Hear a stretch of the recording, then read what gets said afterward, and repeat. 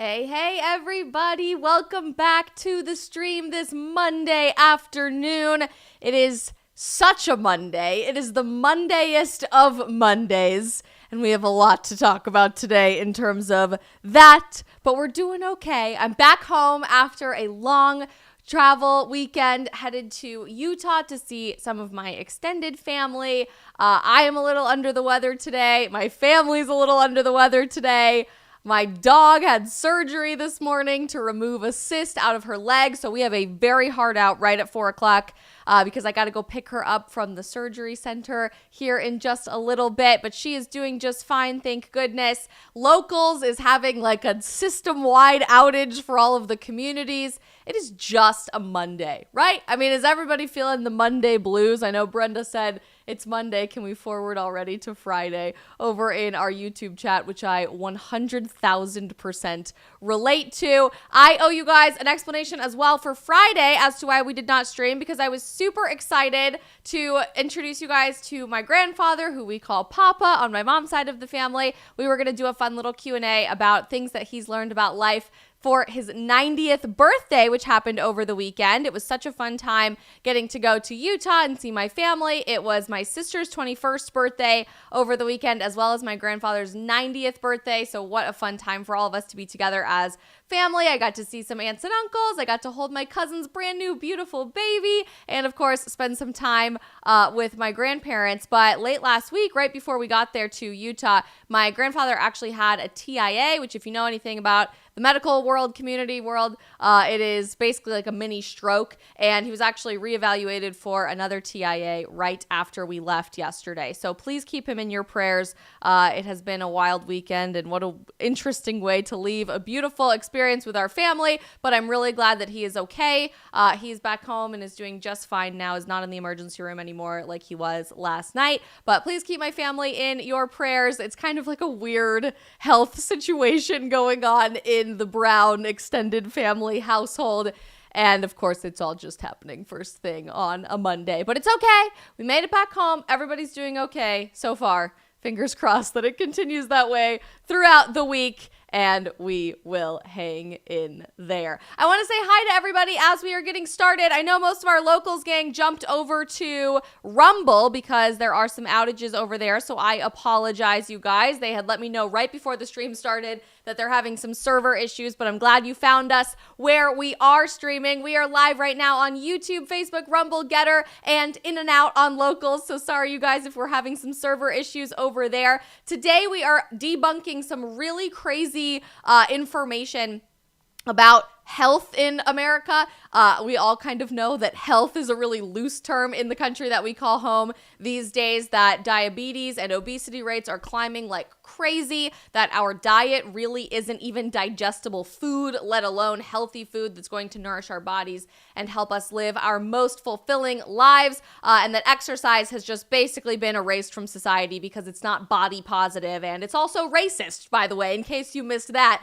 You too are participating in white supremacy if you are spending time at the gym or taking care of yourself. So we know that American culture already is not one based on health, but we have a lot to learn from other areas of the world where people are living well into their 90s and even into their 100s. I obviously am thinking about long life. It's on the brain since celebrating my grandfather's 90th birthday over the weekend, and it's really gotten me thinking, especially with his health scare over the weekend as well, what I am trying to do now as a 26-year-old to set myself up for a long, healthy, prosperous life, and why our culture is systematically lying to everyone in our generation to tell us all of the wrong advice for how to get there. We are going to break it down, all of it, today on the stream. But first, let's do a couple of things. Let's first thank one of our sponsors for today's stream, of which we have two. First up is our amazing friends over at Ruff Greens, who I talk about all the time, and especially after her surgery this morning. Libby is going to be relying on Ruff Greens more than normally for her very quick recovery in the next couple of days. You guys have heard me talk about Ruff Greens before and how it's literally helping thousands of dogs feel better and live longer, including my own dog, who absolutely loves Ruff Greens. What you really need to know is the founder of Ruff Greens, naturopathic Dr. Dennis Black, created Ruff Greens. He's also an airborne ranger, a Green Beret, a Vietnam era helicopter pilot. He has an amazing background and is such an interesting person to learn from. But he also loves dogs so much that he's now totally committed to and focusing as much as possible on helping as many dogs as he can, because he knows that dogs need nutrition too. And ultimately, he coined this phrase as the philosophy for their company, that dog food is dead food, especially the brown, disgusting, burnt kibble that most dogs are given for their food. But Ruff Greens, which is like a little scoop of protein powder that you add on top of your dog's food, has essential vitamins and minerals, omega oils, digestive enzymes, probiotics, and plenty of antioxidants. Dr. Black and his dogs are offering a free Jumpstart trial bag so that your dog can try Ruff Greens to get back their energy, improve their elimination. They get rid of itching and scratching. Libby used to do that all the time, especially biting at her paws, but she hasn't been doing that ever since we started. Achy joints, bad breath, you name it. You can get your free Jumpstart trial bag if you just cover the cost of shipping for Ruff Greens with the link that I just dropped over in our live chat, tryruffgreens.com. And the best part is you don't even have to change your dog's food right away. You can just add a small scoop of Ruff Greens, just like a little powder on top of their food every single day. Go to tryruffgreens.com. That's TRYRUFF greens.com and check them out to help your dog live their best life, baby. All right, let's start over on YouTube and say hi to some people as we're getting started today. I apologize that we're having some issues on locals, so we won't have a post-stream Q&A today. And also I have to go pick Libby up from the surgery center. So we have a pretty hard out in about 45 minutes, but we're going to pack a lot of information into the stream in the meantime. G-Fact, hello. I'm so glad you're here. Alexandra is watching on YouTube. We've got Marky, Britta, and Brown Rice here. Jordan, France, DeLune, and Brenda are watching. We've got John and AJ and Total Package all on YouTube. I'm so glad you guys are here. Tons of our friends over on Rumble. Tito, TZ76 Patriot, Magic Def, Mountain Lover, Michael, the Glock fanboy. Oh, what a great group of people. John Best is over here. Dadman's Abode is watching. We love to see it. Nitty Witty is asking what are blue zones over in our Getter chat. So I'm very excited you get to learn something new today, Nitty Witty. And you guys are getting some of this in and out on locals. I'm glad our community's getting some. Optimistic Living is watching. African Warlord, M-Rock, Alex, Becca, the whole gang. Optimistic Living. I love what you just said, and this is a great way to start us out. I was watching a Netflix series about a year ago, and I came across this term that I've really never heard of before I watched this series. Did I watch the series? I guess it was longer than that. It was about 2 years ago. Did I watch the series because Zac Efron was the host? Maybe. Don't hold it against me. Don't at me. I'm letting childhood Isabel's dreams come true, okay? We are healing our inner child by watching Zac Efron Netflix series. It's fine. Anyway, so I started watching the series about 2 years ago, and I learned this term blue zone that I had literally never heard of before in my entire life. I certainly had no previous realm of concept for what a blue zone was. But like you, Optimistic Living, watching this Netflix documentary series called Down to Earth with Zac Efron, which was kind of like the Anthony Bourdain style, like travel, eat, vlog, health series concept on Netflix, taught me so much about longevity, about living a happy, healthy life, and really put things into perspective for me about where our Western culture and where American culture in particular is setting us up with all of the wrong information to help us get to the ultimate happy, long lifestyle. The average person in America today is being told a lie about what's going to make us supposedly healthy, or even more dangerous, that we don't need to prioritize our health. We don't need to prioritize exercise or what food we're putting in our bodies, or even our mental status, our mindfulness and our mental health, or our relationships, and certainly not our spiritual health or our faith. We're just told that, we're perfect just the way we are. Just pour yourself a glass of wine and get in the bubble bath, girl. Everything's going to be okay because you have self-love. And that is all that really matters, which ultimately you can't really achieve ideal self-love or self-respect if you're not taking care of yourself, right? Or we even tell people it's okay, you don't want to look thin, you don't want to take care of yourself, you don't want to build muscle mass, because that's not body positivity. And if you go to the gym and you exercise and you take care of yourself, you're also actually racist. You're a white supremacist for doing that, which I see article after article after article and video after video after video about almost every single day. Meanwhile, we're also told by government-funded food pyramids that somehow Lucky Charms cereal is healthier for you than eating a steak, and we've attacked protein, largely eggs and red meat, as like the end of your life, horrifying meal choice, the worst thing you could possibly feed your body, when in reality those things are really, really abundantly good for you. They are rich in minerals, they are rich in iron, they are rich in protein, and we've called them these horrible high cholesterol foods for so long that instead people are turning towards alternatives like Beyond Meat or Beyond Burgers, which also contain carcinogens, by the way, we learned a lot about in graduate school, or even this new fad of lab-grown meat. And I even saw an article the other day about lab-grown fruit, which we might have to talk about later in the week, because lab-grown food is not just the future, it is absolutely the present.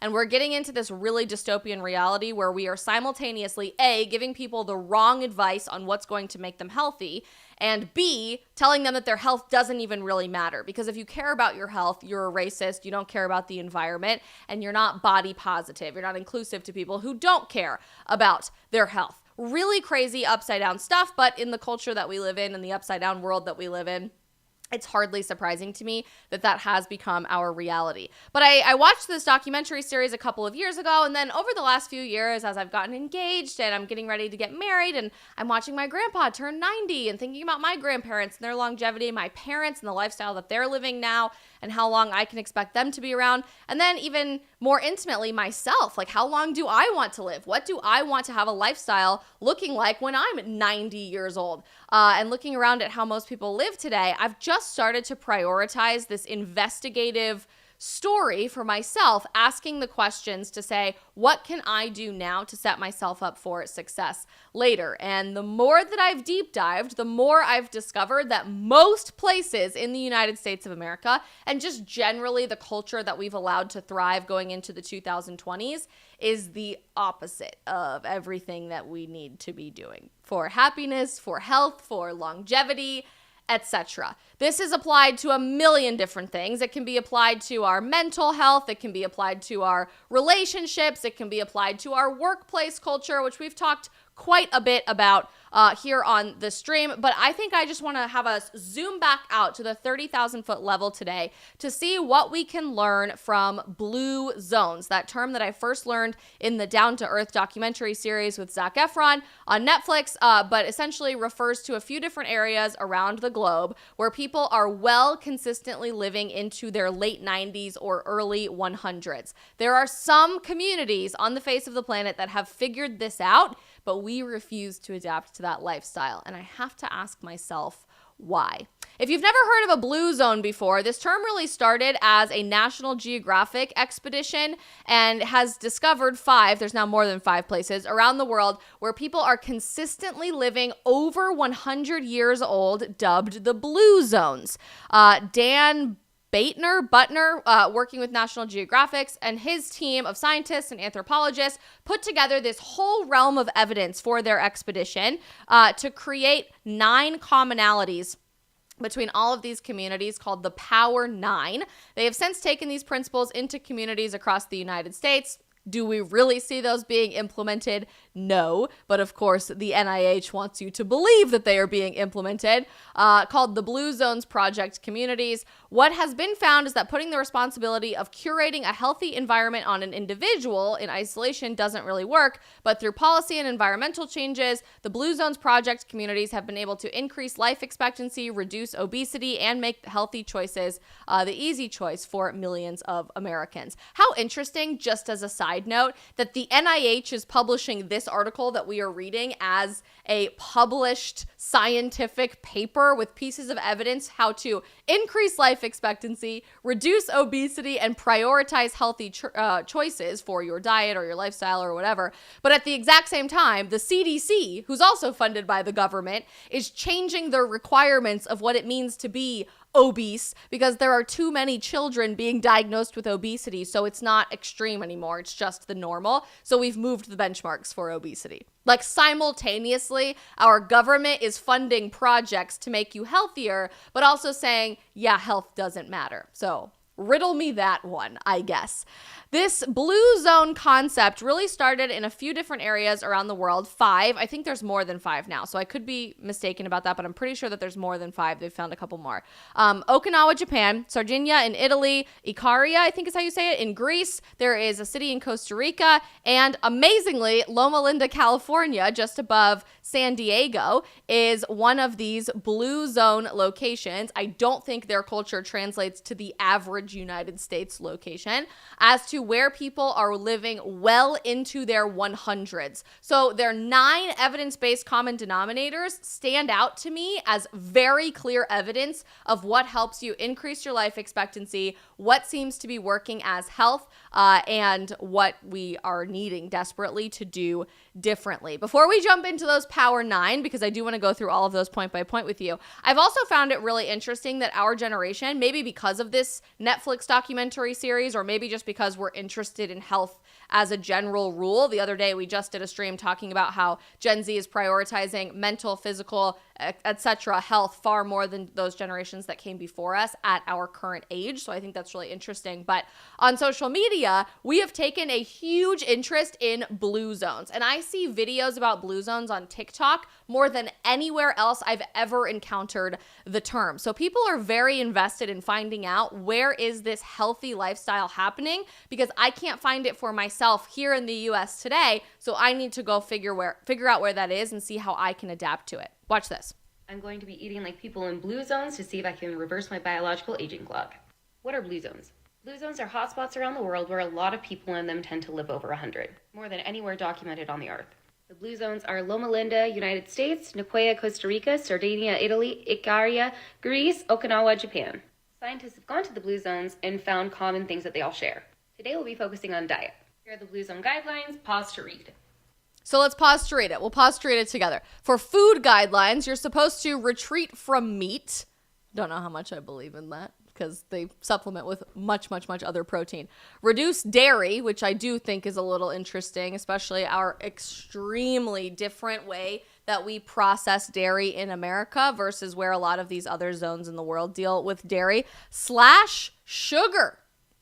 Oh, I should say, the retreat from meat and the reduced dairy concept is supposed to happen on a monthly basis. So monthly, how much dairy are you consuming? How much meat are you consuming? I don't know how much I buy into the meat thing yet. I'm doing a lot of my own research on that. But you're not supposed to cut those things completely. I think most health gurus in America today, especially pushing the extreme healthy lifestyle, would tell you absolutely no meat, absolutely no dairy. That's not what's happening in these blue zones. You're still supposed to consume both meat and dairy, just on a lower monthly basis than what we would average consume here. Weekly, you're supposed to slash sugar. You're supposed to consume only 28 grams of added sugar daily. How many of you are drinking a drink right now while you're watching this live stream? I would be so curious for you to go look at the nutrition label on the back of your drink and tell me how many grams of added sugar are in the drink that you are drinking right now. We have sugar in literally everything. Added sugar is in everything in the United States. We probably have 10 times amount this sugar almost every single day because it is in every single processed piece of food and beverage that we buy at the grocery store beyond anything out of our realm of concept. They say to eliminate eggs, which I also don't know if I fully agree with yet. But the diet side of things, I do find interesting to at least consider because these are people consistently living well into their 100s. I eat a lot of meat and I eat a lot of eggs, which I think is a really intentional choice on my part because I'm trying to prioritize protein over all of the other processed crap that we are eating every single day. But they say you should eat no more than 3 eggs per week. Sometimes I eat 3 eggs per day, so that's a very different story.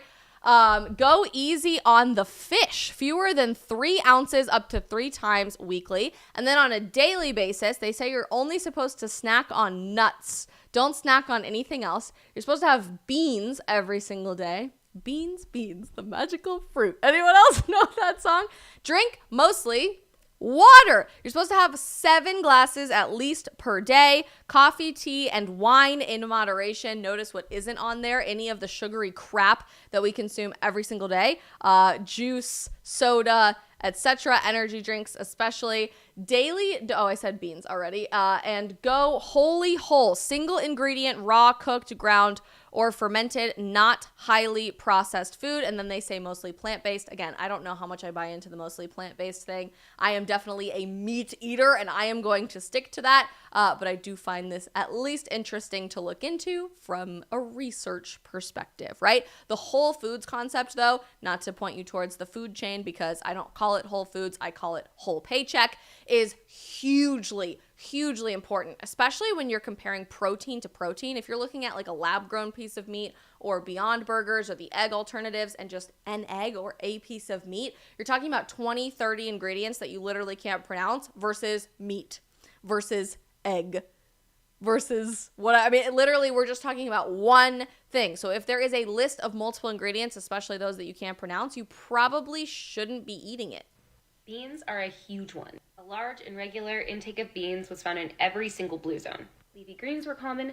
I don't really like beans. Am I the only one? I don't eat a lot of beans, ever. I've never drank beans. I'm not a drank beans. Wow, Isabel needs more sleep, clearly. She got home at midnight. I've never eaten a lot of beans. Good Lord. I don't know. I have no idea how I would incorporate more beans into my diet. I don't even know if I believe in the diet portion of this. Nuts were common. Sweet potato was interesting. Okinawa, Japan was the original blue zone. You want to guess how much of their daily intake was sweet potatoes? No, 67% of their daily intake is sweet potatoes? I love sweet potatoes. You don't have to tell me twice. I am a potato fanatic. Maybe it's because I was born in Idaho, so the natural world of potatoes, which, by the way, does not look like most of Idaho. Most of Idaho is not potato fields like you think that it might be. But I would be totally fine eating that many sweet potatoes every single day. Call me crazy. 7% of their intake of food. They don't eat normal sweet potatoes. They eat this. Sweet potato has 150% more antioxidants than blueberries. No. Really? So I had to order this online, but this will be one of my staples. Again, you can't buy that in the average grocery store, right? You can't get purple sweet potatoes in the average grocery store. Another staple will be this Blue Zone Sardinian minestrone. What's special about this soup? Well, the world's longest lived family, which had 9 siblings and had a collective age of 851. Goals? Family goals? Ate this soup every day of their lives. So I'm having this every day, or some variation of it. I'm also having nuts every day and snacking on fruits and veggies anytime that I can. And there is a Blue Zone website, and a lot of the recipes are on there. And all of the meals I'm going to try are going to come from this website. Huh. This is super interesting to me. So again, tons and tons of people are posting about this on social media. I don't think I could ever get past the limit meat and limit eggs thing because I think prioritizing protein, especially in our highly processed food culture, is really, really important. And I am like on the meat carnivore track trend so very much. But in terms of the whole foods, whole ingredients, cutting processed sugar, cutting all of that crap out of your diet, totally on board with 100%. And there are many other people drawing attention to the lifestyle change and the mentality change far more than the diet that you see in blue zones all across social media that really got me thinking more about how mental health and spiritual health really plays into this as well. 1 year ago today, I left my 9-to-5 job to live in the blue zone Icaria for 3 months. So this girl moved. She left her 9-to-5 job, she quit, and she moved to Greece to live inside of this blue zone. Blue zones are places in the world where people live exceptionally longer, healthier, and ultimately happier lives. So where is Ikaria? Ikaria is a small island in Greece with a population of over 8,000 people. Goals. I could do that. I could have a little Mamma Mia moment in this blue zone. It would be fine. Would I just sing ABBA songs all day, every day? Probably. It's made up of beautiful mountains and scenic beaches, and you can easily experience both in the same day. Ikaria also has a Mediterranean climate, and they have 4 seasons with hot summers, mild winters, and overall a lot of wind. And that's me there in the winter. The climate makes it perfect for wine. Wine? I'm noticing. I know we're talking a lot about alcohol from a health perspective on the stream lately, but wine is an extremely common denominator in all of these locations. Just pointing that out. Olive and honey production, which is probably what has made Ikaria the most famous. That is, up until now. Now, Ikaria is probably the most famous for being a blue zone. And I'll be sharing more about what it was like to live there, so follow for more if you're interested. She also posted this video. This is Anna, my 89-year-old grandmother watering her own garden in Ikaria, Greece. This woman is 89. Look at her. She looks so good. And you might be thinking, wow, like that's an awesome thing to be able to do when you're 89. And in Ikaria, it's actually quite normal. So Ikaria is a blue zone, and if you've been watching the new Netflix documentary about blue zones, you'll know that Ikaria is one of them. And blue zones are places in the world where people live exceptionally longer, healthier, and ultimately happier lives. Again, most of this isn't because of diet. It's because of mentality shift and lifestyle shift, which we're about to get into. But while we're thinking about diet, one of these locations is in Costa Rica, and this is what a blue zone grocery haul would look like. Blue Zone Grocery Haul, here we go. Organic bananas, organic papaya, sockeye salmon. I'm so excited to have salmon. It's very difficult to get in this part of the world. And my body's been craving those omega-3 fats that I haven't had in a while. Got some organic, raw, grass-fed cheeses here. Does anybody even know in America where you would go buy raw milk or raw cheese? Not pasteurized anything or processed anything. Raw milk, raw cheese. I'm pretty sure the only place that you can buy this, other than like a farmer's market or direct from a farm, would be Whole Foods. But I actually don't know. Let me know, chat, if you guys know. Whenever I eat cheese, I like to have some raw honey afterwards. Organic raw honey, if you can find a local farmer's market, even better.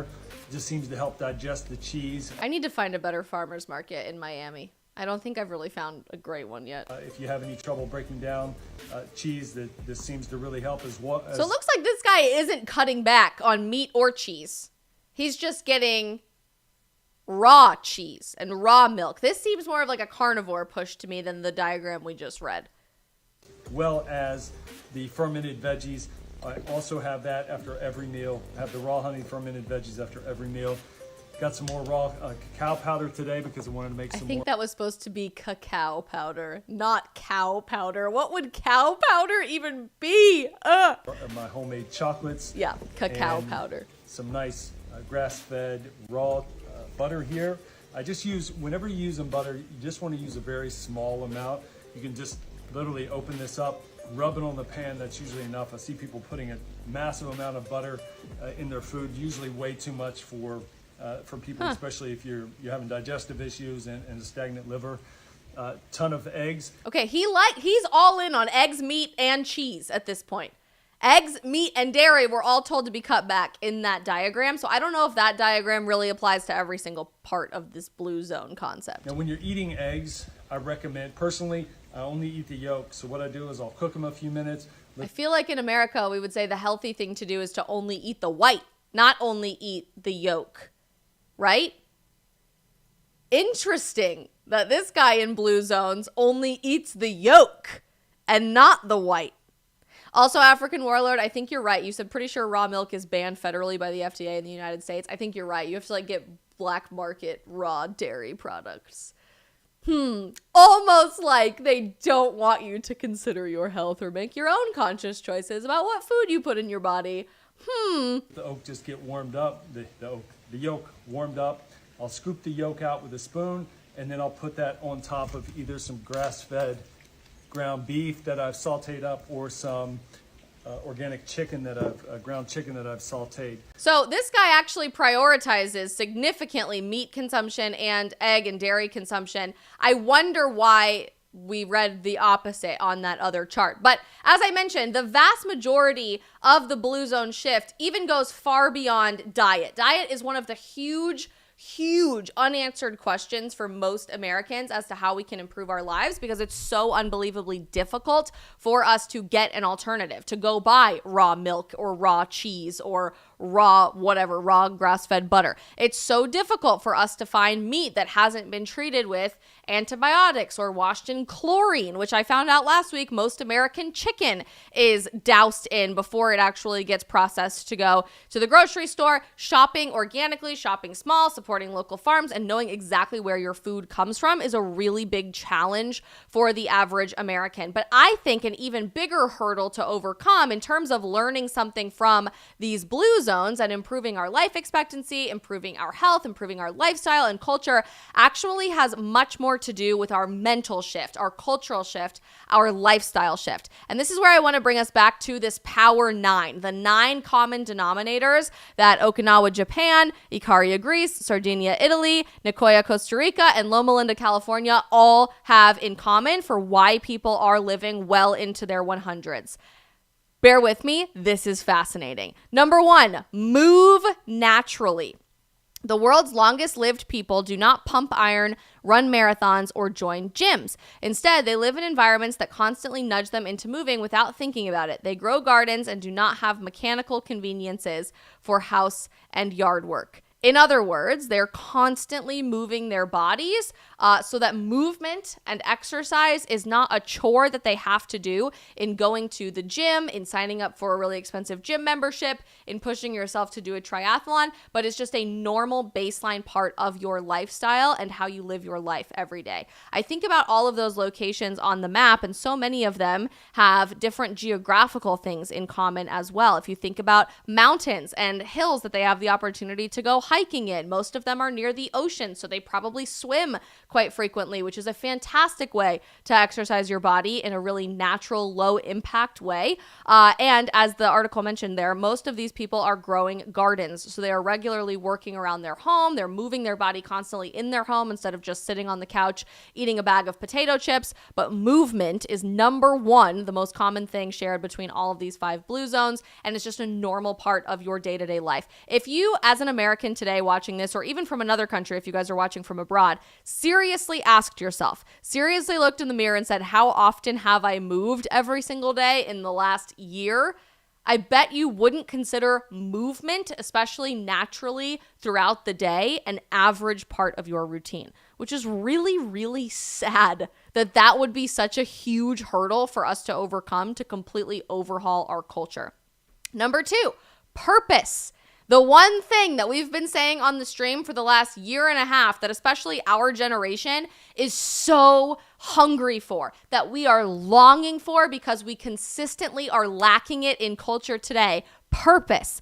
The Okinawans call it ikigai? I don't know. I don't speak Japanese. If any of you speak Japanese, let me know. And the Nicoyans in Costa Rica call it plan de vida. For both, it translates to why I wake up in the morning. Knowing your sense of purpose is worth up to 7 years of extra life expectancy. Our entire culture in America, particularly for young adults, is set up around, oh, you don't need to find your purpose yet. Go to college and then you'll figure out your purpose. Oh, you don't need to find your purpose in relationships yet. Date as many people as you possibly can to figure out what you want out of life. And then you'll figure out ultimately your purpose later on down the line, but don't rush it. Don't grow up too fast. Don't know what you want out of life too early. Oh, you don't need to have belief in a higher power as your sense of purpose. You don't need to be going to church regularly because you are the God of your own universe. You are the main character, and you can just figure that out later. Just do whatever you want. There are no consequences to your actions. If you don't feel like getting out of bed today, that's okay. That's beautiful. That's healthy. How is that healthy if knowing your sense of purpose, if having a reason to get out of bed in the morning every day is worth up to 7 extra years of your life expectancy? Like I said, it's almost like we are taking what objectively makes people healthier and telling our culture the exact opposite. Number 3, downshift. Even people in the blue zones experience stress. Stress leads to chronic inflammation. That's very true, largely because of spikes in cortisol, which is a stress-related hormone in your body, associated with every major age-related disease. What the world's longest-lived people have that others do not are routines to shed that stress. Okinawans take a few moments every day to remember their ancestors. Adventists pray, Icarians take a nap, and Sardinians do happy hour. So taking time out of your day to be mindfully present in the moment, to think about something that helps you de-stress, to join in community with other people, to sleep, to prioritize sleep, with which our culture absolutely does not. We always joke, I'll just sleep when I'm dead, which I do every single day, but I've been really trying to prioritize sleep lately because it is such a huge component of health. Praying is a huge component of de-stressing, having belief in something bigger than yourself and knowing that it's all going to work out okay. Downshifting that stress and prioritizing an anti-stress lifestyle instead of pushing yourself towards more stress is a huge component of these blue zones. All right, here's the next one, the 80% rule. The Okinawan 2,500-year-old Confucian mantra, Hara Hachi Bu, said before meals, reminds them to stop eating when their stomachs are 80% full. The 20% gap between not being hungry and still feeling full could be the difference between losing weight or gaining it. People in the blue zones eat their smallest meal in the late afternoon or early evening, and then they don't eat any more for the rest of the day. Let's be honest, we do the exact opposite here. Typically, you have your smallest meal or you don't even have your meal at all in the morning, and then you build to the biggest meal pretty late in the afternoon or evening or even late at night, and then you immediately go to sleep. We stuff our faces. We live in a land of abundance when it comes to food, and we do not take that for granted. We regularly eat more than we need to in terms of feeling full. But imagine if we were able to tell people only eat until you're 80% full, and that's the difference between gaining weight and losing weight. How crazy that nobody ever talks about this in the realm of American culture. The next one I don't necessarily agree with, and this is my hot take for blue zones. I don't necessarily agree with this mentality, but I think a lot of it also depends on what meat you are consuming. They call it the plant slant. Beans, including fava, black, soy, and lentils, are the cornerstone of most centenarian, that means 100 plus years old, diets. Meat, mostly pork, is eaten on average only 5 times per month. Serving sizes are 3 to 4 ounces, about the size of a deck of cards, which obviously serving sizes for every piece of food is a huge component of the general American lifestyle. And these blue zones and other places in the world that have a much healthier relationship with food. I'm still fully on the meat and protein train, and I think that other guy who showed us his blue zone grocery haul would probably slant more towards like the carnivore MD Paul Saladino side of things rather than plant-based all of the time. But that's kind of my only thing that I'm disagreeing with when it comes to the blue zone commonalities thus far. Number 6, wine at 5. So we just talked the other day about how alcohol is not necessarily the healthiest thing for culture. And I said even then that I probably would have an exception for wine because it's generally much more healthy than other forms of alcohol. People in all blue zones, except Adventists because of religious components, drink alcohol moderately and regularly, mostly wine. Not hard alcohol, not cocktails, not beer, which is full of calories and really bad for you, but wine. Moderate drinkers outlive non-drinkers.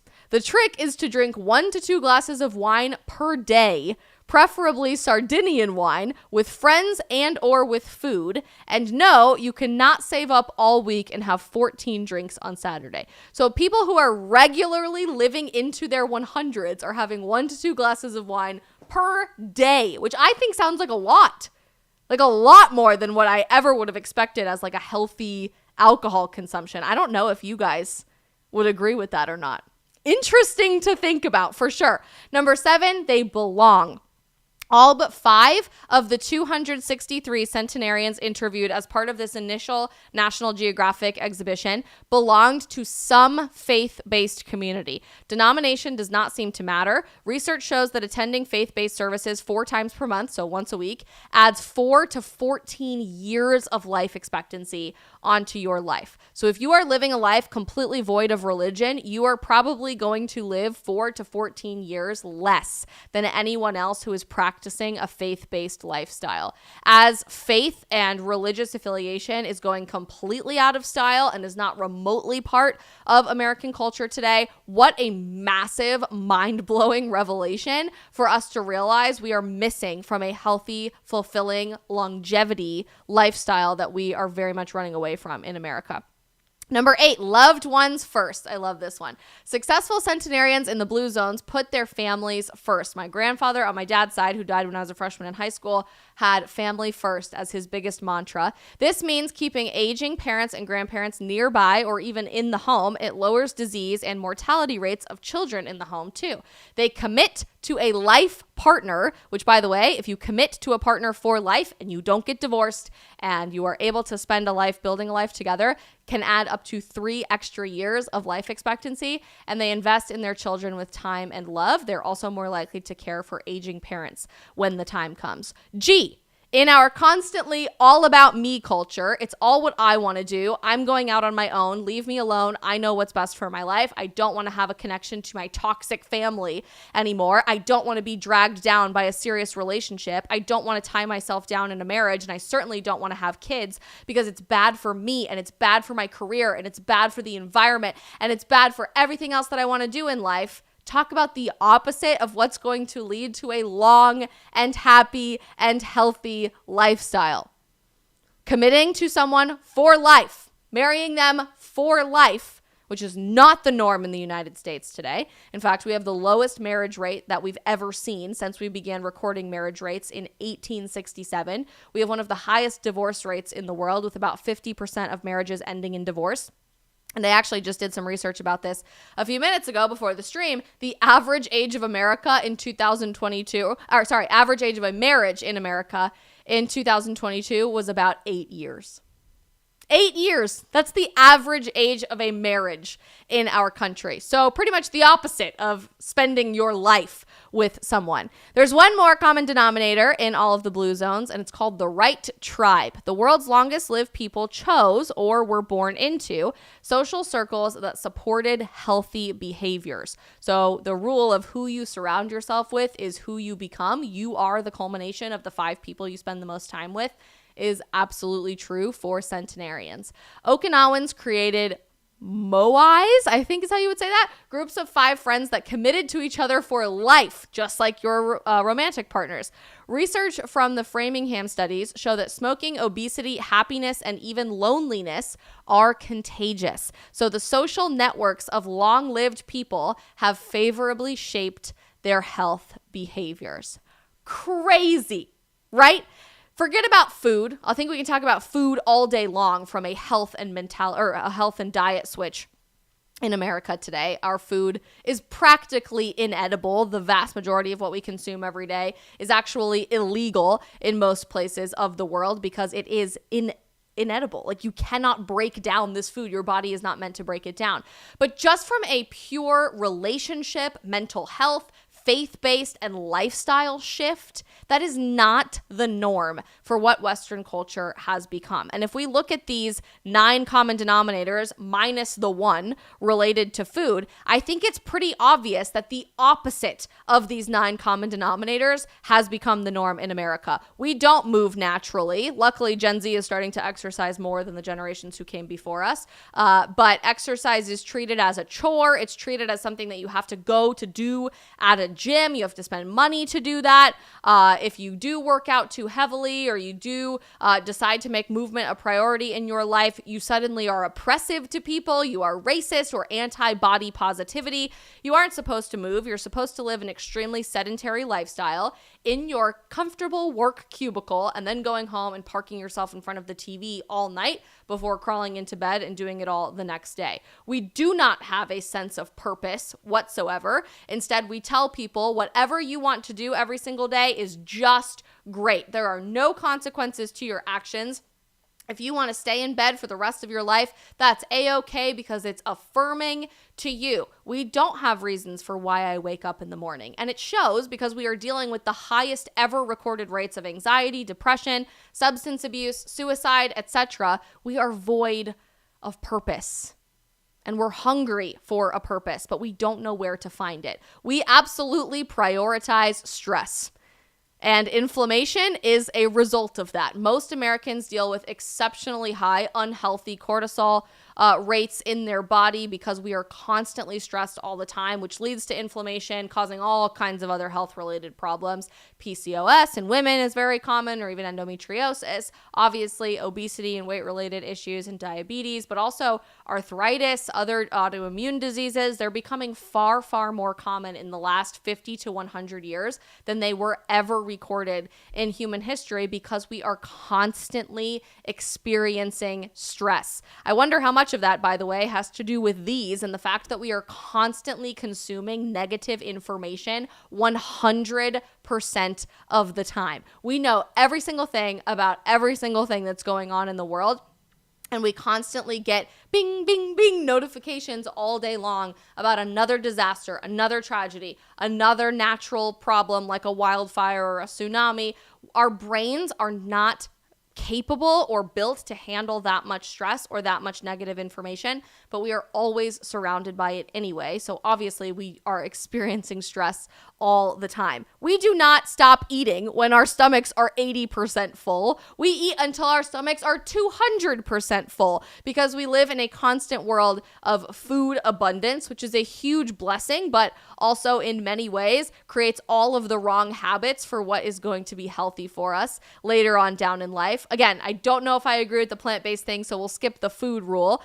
When we drink alcohol, we don't have a glass of wine once a day with dinner. We either go without it 100% of the time, which I think is also a fair, healthy decision to make, or we binge drink until the cows come home. Drinking culture in America is the most bizarre thing I've ever encountered. And I've never really been prone to it. I'll have a glass of wine here and there. I'll drink here and there for certain events. But I've never understood like getting blackout drunk every single weekend all the time, which cannot be good for you in any way, shape, or form. We are rejecting religion left and right everywhere. It is far more culturally vogue for you to worship yourself, for you to worship this thing, for you to worship pop culture rather than worship God in any way, shape, or form. I obviously will advocate for Christianity as that is the faith tradition that I belong to, but I just find it fascinating that any faith-based community, regardless of denomination or religious affiliation, adds on average 4 to 14 years to your life expectancy. We are taught to put ourselves first rather than putting loved ones first. We certainly don't commit to life partners. We're not investing in children because we're not even having them. And typically we move away from parents and grandparents. We don't live in the same place as them. And it creates a wholly different lifestyle here versus other areas in the world. And we don't take who we surround ourselves with seriously. Most of us work in exceptionally toxic work environments. So we're always surrounded by people that are bringing negativity into our lives, might be bringing negative lifestyles or habits into our lives, are constantly upset about their job. Most of our friends rub off on us in some way, shape, or form with loneliness or smoking or obesity, all of which are contagious. But by the way, so is happiness. So that's good news. And we get stuck with the same friends that we've had for a really long time, or we make friends out of convenience because they happen to just be there rather than intentionally choosing the people that we are surrounding ourselves with for our lives. So pretty much every single thing on the list is the opposite of what we do in America. And I have to wonder if that's why we're starting to see life expectancies crash and burn in Western civilization. All of the things that are giving us meaning, all of the things that are giving us hope, all of the things that are contributing to our longevity, our happiness, our stability and a foundation for our lives, we have attacked as bad. Everything from whole foods to marrying someone for life to having a reason to wake up every morning instead of affirming your negativity. Instead, we've affirmed everything that's wrong for you as good. Lies have become truth and truth have become lies, and we now live in the upside down.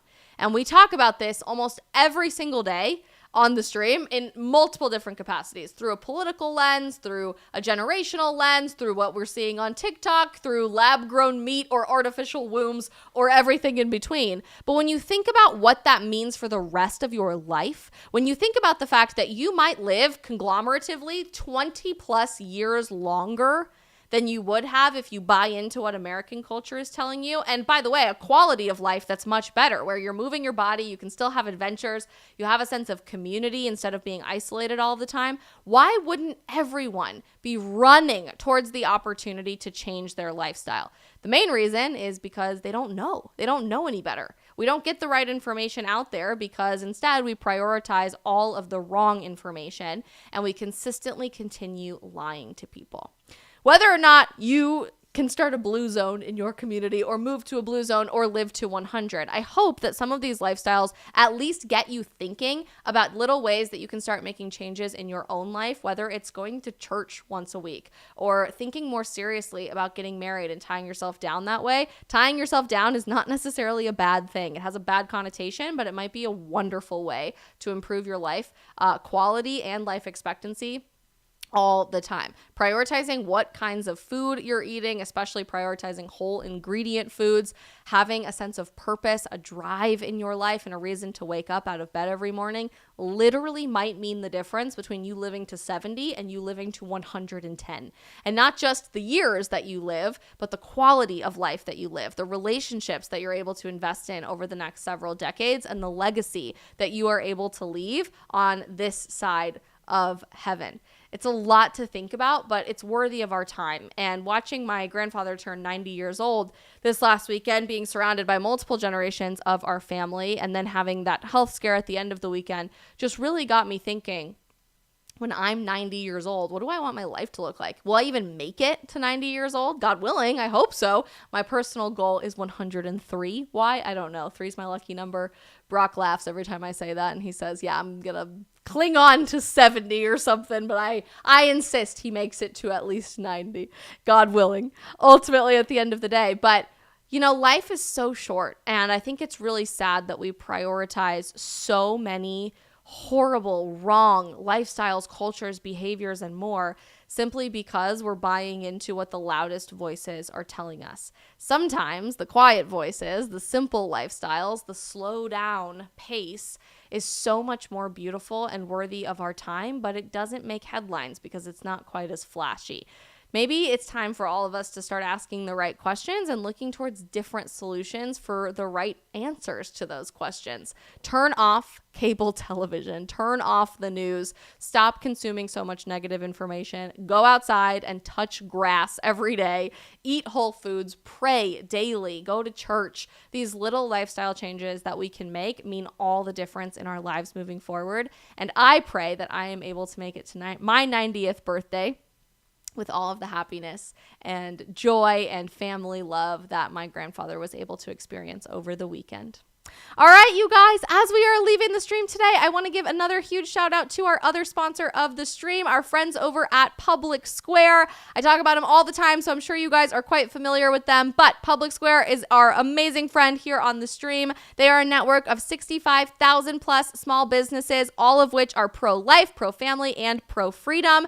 A lot of these companies are doing all of the right question and answers like what we talked about here on the stream today. Everything from food that you eat to clothes that you can wear to people to help you plan your vacation or do your taxes or anything in between. You can check out the entire network of these amazing businesses at publicsq.com or download their app on the App Store using the link that I just dropped in the chat or by searching Public SQ on the Apple App Store or on Google Play. Go check them out because they are so phenomenal, and I know we have a lot of international people as well.